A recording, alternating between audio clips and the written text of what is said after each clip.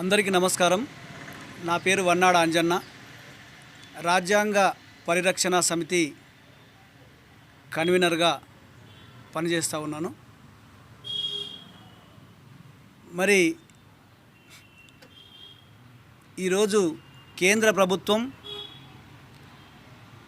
ప్రజల కొరకు ప్రజల చేత ఎన్నుకోబడ్డ కేంద్ర ప్రభుత్వం ఈరోజు ప్రజల కోసం పనిచేయడం లేదు, కేవలం పెట్టుబడిదారుల కోసం పనిచేస్తూ ఉన్నది. ఎందుకంటే పెట్టుబడిదారులు వాళ్ళ అవసరాలు తీర్చే యంత్రంగా మారింది ఈరోజు కేంద్ర ప్రభుత్వం. మరి ప్రజాస్వామ్యము కూని అయిపోయింది, ప్రజాస్వామ్యం విలువలు లేకుండా అయినాయి. ఈరోజు ఏకంగా రాజ్యాంగాన్ని మార్చేస్తామని, రాజ్యాంగాన్ని మరి లేకుంటే ఏమవుతుందని చెప్పి ఈరోజు చాలామంది కేంద్ర ప్రభుత్వంలో ఉన్నటువంటి మరి ఎంపీలు మాట్లాడుతూ ఉన్నారు. జ్యోతి మిర్జా కానీ, మరి అనంతకుమార్ హెగ్డే కానీ, మరి వివేక్ హోబ్రాయ్ కానీ, తర్వాత రంజన్ గొగోయ్ కానీ, మరి ఈరోజు మరి నూతనంగా ఈరోజు ప్రెస్గా చూస్తూ ఉన్నాం. మరి గజేంద్ర సింగ్ షెకావత్ గారు కూడా రాజ్యాంగాన్ని మార్చవలసిందే, రాజ్యాంగాన్ని మారిస్తే తప్పేంది అని మాట్లాడుతూ ఉన్నారు. మరి భగవద్గీత కంటే రాజ్యాంగం మరి ఎక్కువేం కాదు అంటూ ఉన్నారు. భగవద్గీతలో శ్లోకాలు ఉన్నాయి, రాజ్యాంగంలో శ్లోకాలు ఉన్నాయా అని మాట్లాడుతూ ఉన్నారు. మరి శ్లోకాల కంటే అత్యున్నతమైనటువంటి స్వేచ్ఛ, సోదరభావము, సమానత్వము, మరి భావ ప్రకటన, మరి సమసమానత్వము, మరి అన్నిటికీ మించి ప్రజాస్వామ్యము, అవన్నీ మరి రాజ్యాంగంలో ఉన్నవి అనే సంగతి ప్రజల అవసరాలకు, ప్రజల మనుగడకు, ప్రజల సోదరభావానికి మరి అవి తొలిమెట్టుగా ఉన్నాయి. రాజ్యాంగం అనేది గుర్తుంచుకోవాల్సిన అవసరం ఉంది. ఈరోజు పాలకులు ఎందుకు ఈ విధంగా మాట్లాడుతున్నారంటే, పాలక వర్గం అంతా పెట్టుబడిదారులు, కొందరు మల్టీనేషనల్ కంపెనీలు ప్రోగు చేసిన డబ్బుతో ఎలక్షన్ బాండ్ల రూపంలో ఈరోజు ప్రజలను కొనేసి మరి ప్రభుత్వాలు ఏర్పడుతూ ఉన్నాయి. కాబట్టి ఈరోజు అంతకు దిగజారి మాట్లాడుతూ ఉన్నారు గొప్ప నాయకులు. కాబట్టి మరి ఇది ఎంతవరకు సమంజసం?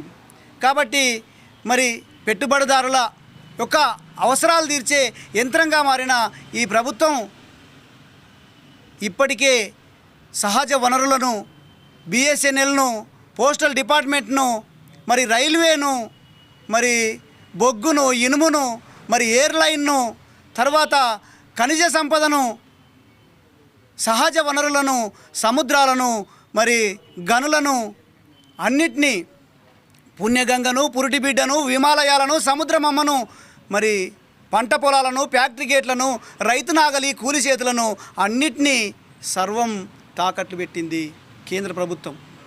కాబట్టి ఏం మిగలలేదు ఈరోజు భారతదేశంలో.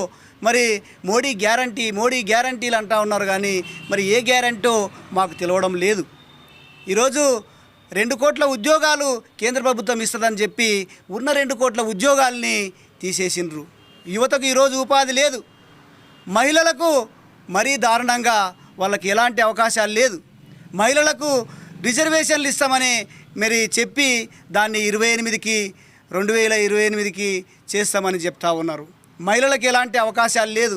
ఈరోజు మణిపూర్ లాంటి సంఘటనలు చూస్తూ ఉన్నాం, అదేవిధంగా గుజరాత్ లాంటి సంఘటనలు చూస్తూ ఉన్నాం. మరి ఊచకోతకు వస్తూ ఉన్నారు గుజరాత్లో. ఉత్తరప్రదేశ్లో మరి దళితులపైన మరి వాళ్ళు వివక్షతకు గురి చేసి దండయాత్ర చేస్తూ ఉన్నారు. మరి ఉత్తరప్రదేశ్లో, మణిపూర్లో, గుజరాత్లో ఈ ఎస్సీ ఎస్టీల పైన, మైనార్టీ దళితులపైన, ముస్లింలపైన మరి చాలా దారుణమైనటువంటి వివక్షత చూపుతూ ఉన్నారు. వాళ్ళని మనుషులుగా చూడడం లేదు మరి ఈ మనువాద ప్రభుత్వం. కాబట్టి ఈరోజు మనం ఐక్యత కావాల్సిన అవసరం ఉంది. కాబట్టి మేము ఈరోజు దళితుల మీటింగ్ పెట్టుకుంటే అది దళితులది, మైనార్టీల మీటింగ్ పెట్టుకుంటే అది కులాలకు అంటగడతా ఉన్నారు. అట్లా కాకుండా మనం ఐకమత్యంతో ఉండాలనే ఉద్దేశంతో గత నెలలో మరి ఏ కులానికి ఆ కులం చైతన్యవంతమయ్యి మరి మీటింగులు ఏర్పాటు చేసుకోవడం జరిగింది. తర్వాత మేము అందరం కూడా మరి అన్ని కులాలు కలిసి ఈరోజు ఎస్సీలు కానీ మరి ఎస్టీ లంబాడలు కానీ తర్వాత మైనార్టీలు కానీ తర్వాత దళిత క్రైస్తవులు కానీ అందరూ కూడా సమిష్టిగా ఏకమయ్యి మరి మీటింగ్ పెట్టుకోవడం జరిగింది. మరి చేతులు గాలిన తర్వాత ఆకులు పట్టుకోవడము మరి సమంజసం కాదని చెప్పి ఇప్పుడు పార్లమెంటు ఎలక్షన్ తరుణంలో మనం ఐకమత్యత చాటి రేపు రాజ్యాంగాన్ని కాపాడే శక్తులకు మరి మన వంతు మన సహకారం ఉండాలనే ఉద్దేశంతో మన ఓటుతోనే దేనైనా సాధించగలుగుతాము, ఓటుతోనే ఏదైనా మనం కోల్పోయిన హక్కులను తిరిగి పొందగలుగుతాము. కాబట్టి మరి కోల్పోయిన హక్కులను ఈ దోసుకున్నటువంటి సొమ్మును తిరిగి ప్రజలకు తీసుకొని మరి మనమంతా సస్యశ్యామలంగా బతకాలంటే మనమందరం ఐక్యత కావాల్సిందే ఉంది అని చెప్పి ఈ నెలలో 27 తారీఖు నాడు ఒక బహిరంగ సభను తలపెట్టినాం. ఆ బహిరంగ సభకు మరి ఉమ్మడి జిల్లా వ్యాప్తంగా ప్రజలు వేలాదిగా తరలి రావాలని చెప్పి మేము అందరికీ